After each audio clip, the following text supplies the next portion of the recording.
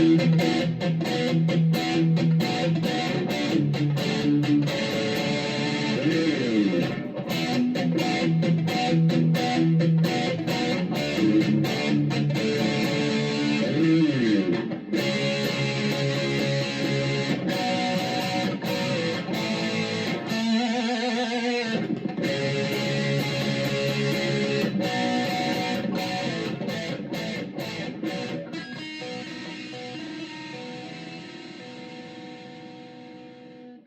my name is Braden Thatcher, and I got my undergrad here at BGSU in accounting.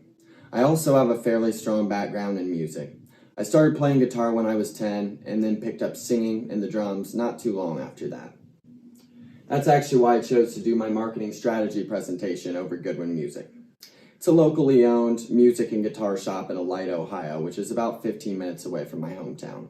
I've been a loyal customer there for 14 years, taken lessons there for 10 years. They've pretty much taught me everything I know about guitar, musical theory, gear, what sounds the best together, audio engineering, and live sound. They've pretty much formed me into the musician I am today, so I'm pretty excited about seeing the different approaches I can take to improving their marketing strategies. This first slide is over purpose, problems, and opportunities. For about the last year and currently, Goodwin Music's biggest problem has been a roughly 25% decrease in sales and a decrease in store traffic. Also, about a third of guitar and bass students at the store have stopped taking lessons. With a very basic and outdated website and underutilized Facebook page, Goodwin Music's social media and online presence overall is extremely weak and outdated. Goodwin really doesn't do much marketing or promoting at all. They rely pretty much entirely on word of mouth. Sales in the musical instrument industry are being dominated by online retailers like Guitar Center, and Goodwin Music does no online retailing whatsoever. Actually, in the last year, musical instrument sales have skyrocketed due to COVID. In the pandemic, everyone's been sitting at home, quarantining, and wanted to pick up a new hobby. So instrument sales are way up, but Goodwin Music is getting none of these benefits because they're all taking place on online platforms. I'm going to go a little bit deeper into the problems with their website. It looks like it was created an extremely long time ago, and they actually don't have any of these products in the store anymore. They need to have an updated website, which will probably cost roughly $5,000 to $6,000, that displays every product, the price, how they connect on all forms of social media, and just different things like that. It probably wouldn't make sense to have an online retail aspect just for the fact that that would be ridiculously expensive and Goodwin Music won't be able to sustain that. However, I do have an idea for that later in the presentation. This is their Facebook page. Really, they probably have 4 or 5 posts and 0 pictures. I see a lot of opportunity with this. They should be posting once to twice a week, maybe even slightly more. They could post a weekly lesson to keep people engaged and increase customer retention, post new cool guitars that come into the shop, musicians playing the instruments. There's all kinds of things that could go on this page to promote Goodwin Music. This slide is over Goodwin Music's 4 primary target markets. The first is students ages 14 to 24, and this would consist of middle schoolers, high schoolers, and college-age students. The reason I went with this group is because this demographic is most likely to learn a new instrument, and they have their whole lives ahead of them to be retained as customers if they enjoy it. Another thing about this age group is that they have a lot of free time and parents that are probably willing to buy the instruments for them. That takes me to the second target market, which is parents looking to get their kids into music. This age group is the one actually purchasing the instruments and continuing to drive the students to learn. The third target market would be local musicians in the area. And there's a lot of local bands, amateur musicians in the Elida, Lima, and Shawnee area that could easily be marketed to. And they'll probably be easier to retain because they're already interested in music. They probably will buy more expensive and more products if they're connected with. The final target market is baby boomers ages 57 to 75. And the reason I went with this group is because they usually have money and they're retired with a lot of free time. On top of this, I did a little bit of research, and baby boomers are actually one of the most likely demographics as well to start playing a new instrument.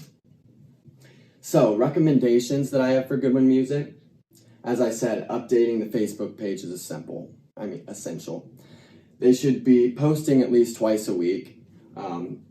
A weekly video of a lesson that keeps people engaged in learning and increases customer attention would be great.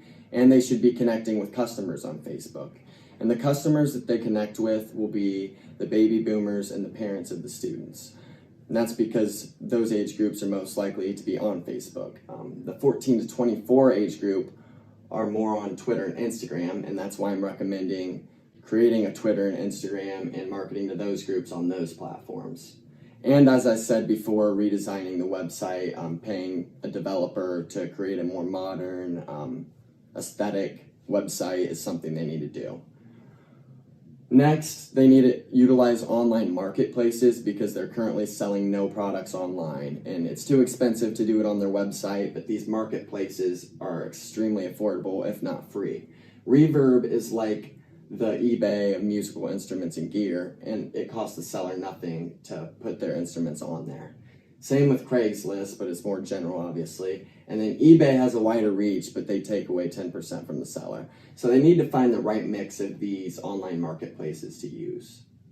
My next idea is presenting to local schools in the area and even college universities.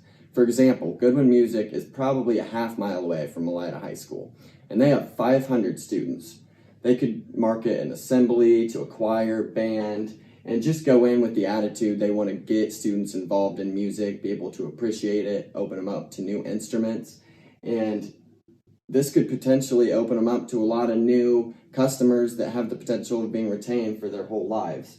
And it's just good for the community to get kids into a hobby like that. Another thing I'd say, they need to offer lessons through Zoom or other online formats because that's the way the industry is shifting. They need to offer more high-tech and computer-based products like recording software, MIDIs, things like that. And a final idea I had is they could raffle 2 guitars each year at a local blues jam held monthly in Lima, which is 15 minutes away from the store. There's usually about 100 to 200 musicians there every time, so it would be a great place to expose the Goodwin Music name. Okay, so how does this relate to customer value? So with what Goodwin Music currently does, customers value them over the competition for a few different reasons. First of all, they have an extremely knowledgeable staff that knows the products inside and out. They know how to repair them, maintain them, and they can just answer any of your questions. And places like Guitar Center are notorious for not knowing anything about their products. Some guy who's worked there for a month and maybe doesn't even know how to play the guitar. Goodwin Music's the opposite of that. Another thing customers value from Goodwin over the competition in Goodwin's product and their product service bundle is the close personal connection that can be developed with the staff and the amount of knowledge that you're actually able to get from them. And being there for 14 years, I'm really good friends with a lot of them at this point. Next thing is Goodwin's top-of-the-line guitar teachers. They have one that's a retiree. He was a professor at Goodwin Music for guitar, and the other one just graduated from Berkeley not too long ago, so they're both extremely accredited. Finally, customers value the way that Goodwin helps musicians through the entire process of becoming a successful musician, like I described my story at the beginning of this presentation. Now, relation to customer value in terms of what I proposed. Customers are definitely going to value being able to connect with Goodwin and see their desired products on their social media platforms that they desire. Facebook for the older generation, Twitter and Instagram for the younger generation. Many customers find value in being able to order products online, so I think having those products on Reverb, eBay, and Craigslist will be something that customers value a lot. Customers find value in the convenience of virtual lessons on Zoom. So this is definitely something they should do. And customers value musical products that implement more technology. So the next steps for Goodwin Music would be developing a weekly social media post plan for all platforms, developing a plan for website updates, and developing a plan for online selling on the marketplaces. And then they should hire a marketing intern from a local community college or a part-time employee with experience to carry these plans out. Next, they should create a marketing presentation intended for schools and universities. Then they should purchase the technology required to conduct classes on Zoom. This will probably consist of a webcam and microphone. They should also research the top-rated technology-based instruments in the industry right now, recording softwares and computerized instruments, in order to get them in the store and provide customers and younger consumers with the more technological-based instruments that they're looking for. Finally, they should ensure that all my proposals were financially feasible for the business. All of this will cost roughly around $25,000. I think that the sales that they'll generate from this will offset that, but it's something that Goodwin Music might want to look into. Overall, thank you for listening to my presentation. I hope you enjoyed it, and I definitely enjoyed your class. I got a lot out of it, and thank you.